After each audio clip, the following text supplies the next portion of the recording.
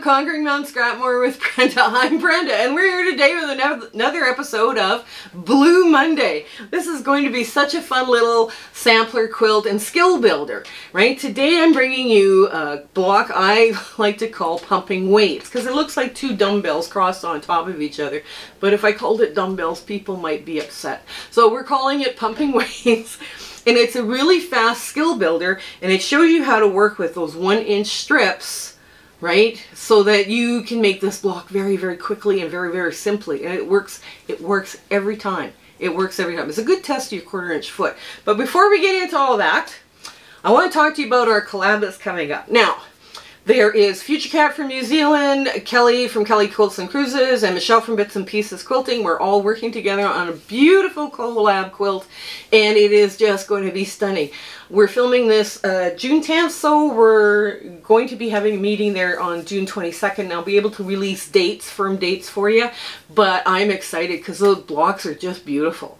And it's done round robin style, and the theme is community. So much fun, so much fun. Now, the other thing I want to announce to you before we get to our shout out is the So Yeah Brothers are running a charity quilt drive for the homeless people in Alaska. Now, the drive runs from June 15th to August 15th, and if you need more information from them, please go to their website or their YouTube channel. That will be in our show notes as well in there. So you got to access those show notes. There's lots of information in there, as well as the cutting instructions, right? Now, the other thing is in there is our Facebook group, Warm Welcoming Group. We're having so much fun doing fabric swaps and recipe exchanges and free pattern sites and all the rest of the stuff. And we're also have a virtual sewing room in Discord that's open 24 hours, 7 days a week. It's nonstop for the members of the group. Now, we also have the Zoom Sew Date, which is once a month, and it's usually the first Saturday of the month, but the dates are listed out there, so please bring what's inspiring you. Don't worry about bringing stuff that I've put out there. You bring whatever is inspiring you and whatever you're working on. I would love to see what you're working on, actually. And if you don't feel like sewing that day and you want to bring your knitting or your petty point, bring it. It's a fun place to come hang out for the day. I speak for free to quilting groups and quilt guilds. So if your guild or quilting group is looking for somebody to speak about using your scraps and making charity quilts, please mention my name. I'd be happy to talk to those groups. I have met so many very talented quilters in those groups, and I've seen so many lovely show and tell quilts. I can't believe the talent that's out there. It's amazing. It's just amazing to me. So one of the things though is I do it over Zoom, and I have a PowerPoint presentation. So if your guild or quilting group doesn't have a Zoom account, we do. So I think that's all. That's all I got. So come on in. Let's get to the sewing here on Pumping Weights. Okay. We're at the sewing machine, and the first thing we're going to do is take our 6.5-inch square that's in the middle here, right? And these are 1-inch strips that are 6.5 by 1.5, or 6.5 by 1 inch. And we are going to take this and cut it in half. And you're like, well, why didn't you do that in the first place? Because I had one big piece and I wanted to show you this. This thing measures 6.5-inch square right now. Okay, so I just made one cut. Now what I'm going to do, I'm going to put it back here, and we're going to sew 1-inch strip in the middle of both of these, right? Now this, like I said, this is the hardest part. And this is where you can add a lot of, different little things going on in your blocks. And I thought, oh, this is a perfect little one. It's also a really good test for your 1/4-inch foot. It really is. So let's get this. And I'll just sew one of these together just to keep something under the foot. Okay. Now you're going to press to the dark. And now you're going to add the other side. Now, you could add the other side so that it looks like a continuation, or you can, jumble them up or whatever you want. Let's say you had a cat that, you wanted to stay have it looking through the mirror or whatever. Well, you could do that. I'm jumbling them a little bit, but that's okay. Okay. Now this, okay. You're going to press to the dark because this is one of the outside bits. This is the actual weight, right? Okay. So now, again, you're pressing to the dark, and you just have this little skinny line through here of dark, right? Just like that. Now that should measure 6.5 this way. And if your 1/4 inch foot is on the money like mine is, it's perfect. Now, you can always tell too, when you close this up and you press it really good, you don't see that dark. I mean, you can see the dark a little bit, but I mean, that's okay. So now I'm going to cut it again, 3 1/4 because it's 6.5. And we're just going to go whoosh like that. Okay, get this all out of the way. Okay, so now we're going to take the other dark strip, and we're going to sew it on to the caps. And I'm going to make sure we get good coverage. Here we do. And make sure I've got good coverage here. I'm going to make it so that that end meets. And we're going to let the feed dogs pull together any wonkiness, if there is any. There might be a little. Okay. Now, you're going to press this one to the dark as well. Okay, let's get the other one here sewn on. Might as well. It's there. We can sew it on. So now we're pressing to the dark. There we go. And we're just... This is how people make the window pane blocks. And essentially that's what this is. You know, is a window pane block where they use just a 1-inch strip. And they put it into a square block and keep the block the same size, right? Because when you're doing that, oops, let's go this way. And this way. Here.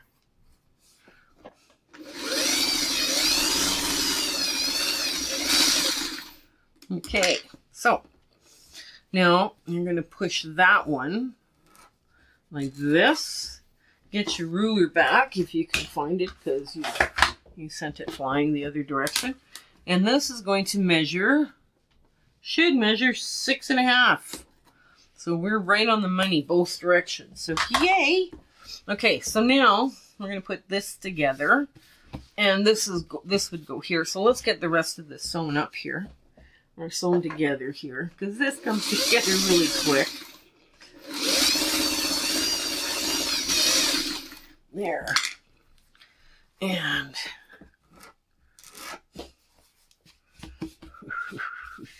there we go. Get these two sewn up and it'll be good. Oops, come on. All right. You want to push that to the dark. Press to the dark on this block.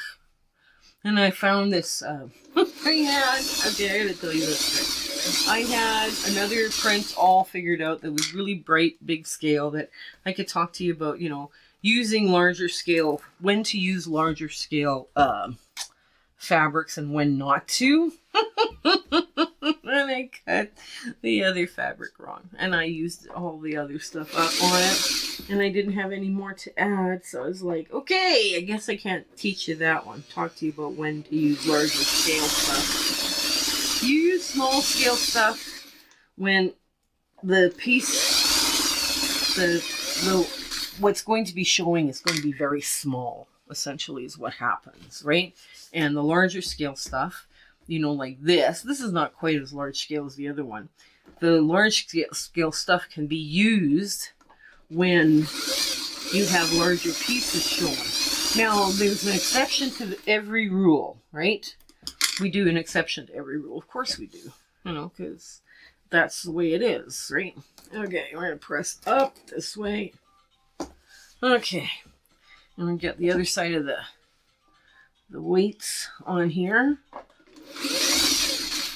Okay, there we go. Now you want to make sure that that center lies kind of flat.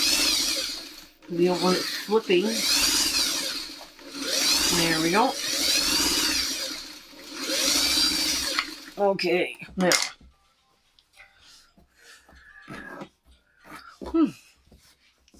Okay.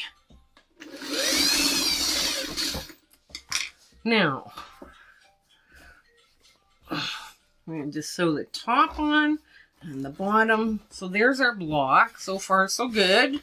Everything's coming together good. Yeah, so the other one I showed, I cut wrong. I didn't have any other extra ones. So I decided, yeah, cats would be good at pushing weight. They, you know, they have to stay in shape to push all the stuff off your tables and your countertops. Yeah, I know. Oh. Okay. Like I said, this one's just a fun block. I'm gonna have to put in fun blocks.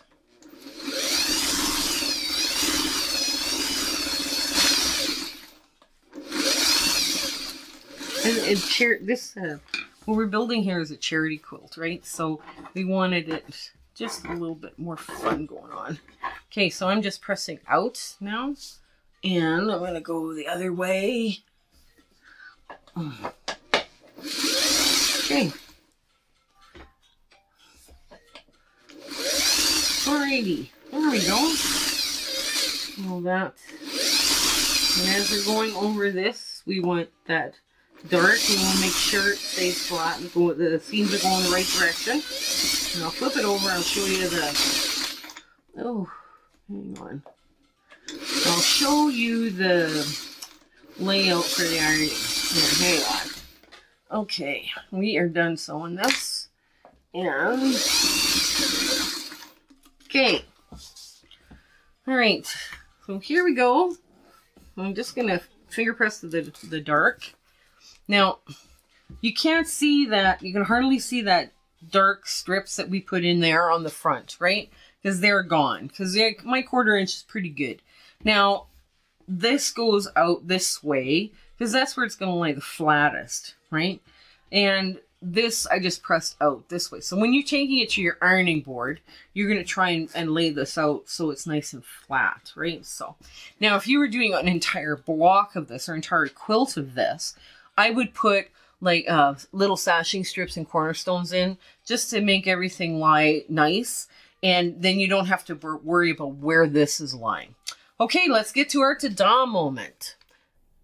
Okay, so here's our cool little chevron block. Like I say, you could make an entire quilt out of this just using dark mediums and lights and go real scrappy if you want. And it would create a zigzag pattern. And this was a lot of fun to make this block. And you saw how fast it went together, right? So it is a doable one. And that flip and stitch technique is so quick and so much fun. It's great. Now some people would argue that the stitch and flip, I should have put the second one in and then I would have my bonus triangle right away. I'm not ready for that yet. I have got a couple of other things I got to do with some of those triangles, so we won't be doing that for a bit. So anyways, I do hope you give this one a try. This one was lots of fun to put together for you. And it does make a very interesting little, you know, little wiggle in your quilt, okay? So you take care, and I hope life is treating you really good and everything is grand. Okay, you take care until we meet each other again. Bye!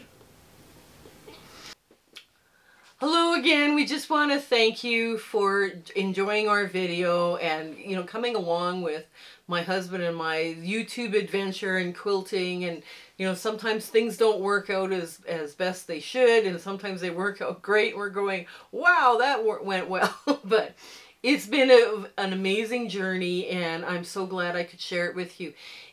share, like, and subscribe these videos. That really helps us out, and it helps us make more charity quilts. Okay, so you guys take care until we have a chance to meet again. Okay, bye.